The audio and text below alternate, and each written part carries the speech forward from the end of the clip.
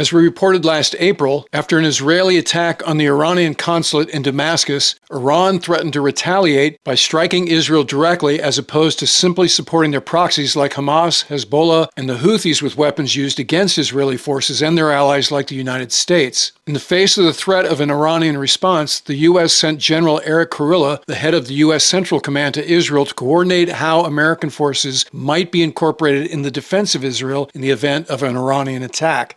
Then during the evening between April 13th and 14th of 2024, Iran, along with forces in Iraq and the Houthis in Yemen, launched 170 one-way drones, 120 medium-range ballistic missiles, and 30 land attack cruise missiles, specifically Shahed 136 one-way attack drones, Pava land attack cruise missiles, and Imad intermediate-range ballistic missiles at targets across Israel. When the dust settled on the attack, the Israeli Defense Forces claimed a success rate of 99% at stopping the weapons, which was an impressive result based on the magnitude of the Iranian strike. As we reported at the time, video evidence over Jerusalem and other Israeli cities showed the Iron Dome defense system in action, and it looked to be effective in taking out the threats before they hit the ground. Additionally, we knew that fixed-wing assets from Israel, Jordan, the UK, and the United States had been involved in the defense effort, but we didn't know any of the details about how they'd been employed. Well, now we do, thanks to a U.S. Air Force awards ceremony that took place on November 12th at the Air Base in Lakenheath, England. General James Heckler, U.S. Air Forces in Europe, Air Forces Africa Commander, awarded 2 Silver Stars, 6 Distinguished Flying Crosses with the Valor device, 4 Distinguished Flying Crosses with the Combat device, 4 Distinguished Flying Crosses, 2 Bronze Stars, 7 Air and Space Commendation Medals, and 7 Air and Space Achievement Medals to members of the 494th Fighter Squadron and the 494th Fighter Generation Squadron.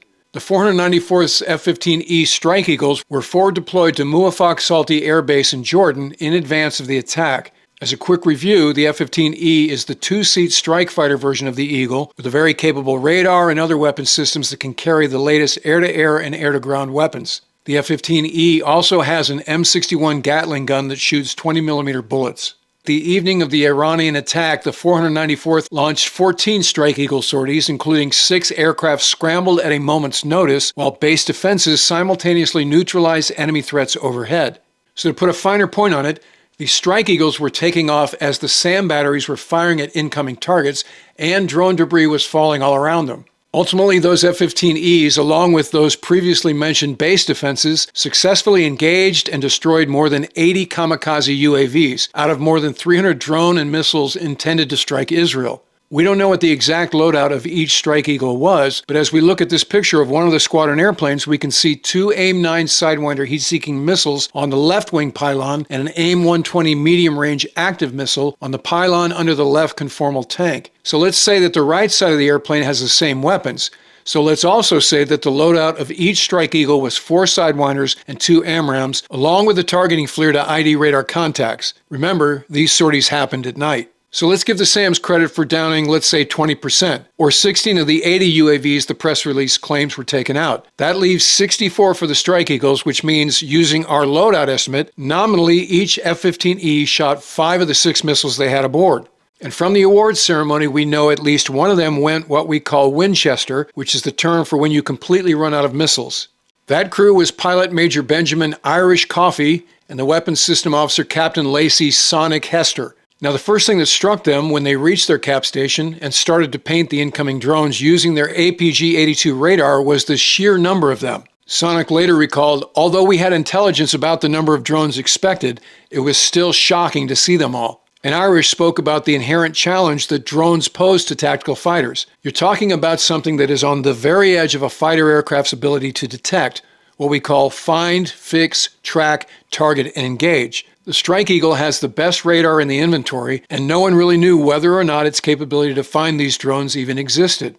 Whatever their exact loadout was, or whether they had any hung missiles, which several of the Strike Eagle crews said they had that night, Irish and Sonic ran out of them, but they still had drones to engage. Switching to guns. Their tasking was to use any weapon available, so although it was pitch black, they dropped down and slowed the aircraft in an attempt to engage the low and slow-flying drone.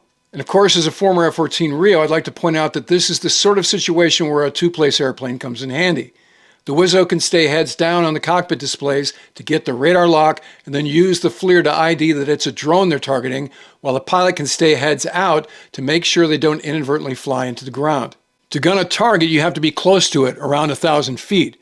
So even with a radar lock and a FLIR ID, to take out a drone at night flying at low altitude and moving at least 100 knots slower than you are is a tough problem. Irish got into range and pulled the trigger, unleashing a volley from the Gatling gun. He missed. They still had bullets, but decided the risk was too great, so they climbed back up and hit the assigned KC-135 tanker before returning to the base in Jordan. Irish and Sonic were awarded Silver Stars, the third highest combat valor award for their actions. Sonic is the first woman in the Air Force to receive the Silver Star, and only the 10th woman in the history of the Department of Defense to earn the award. For context, among the other females awarded the Silver Star in recent American history are Leanne Hester, who helped clear a ditch in Iraq using her M4, killing 4 insurgents and capturing 5 others after her convoy was hit by RPGs, and Monica Lynn Brown, who treated wounded next to a burning vehicle after it was hit by an IED in Paktika province in Afghanistan despite incoming mortar fire.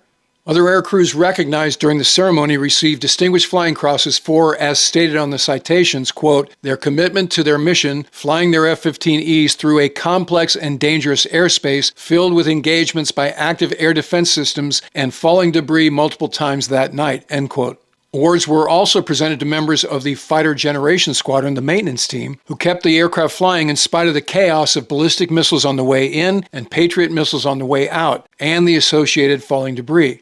U.S. Air Force Major Clayton Wicks, who was the operations supervisor, and Master Sergeant Timothy Adams, who was the lead production superintendent for the 49th FGS, were awarded Bronze Stars, specifically, quote, for their actions that evening to ensure every combat-capable aircraft was in the fight and to ensure the airfield remained viable for operations, end quote.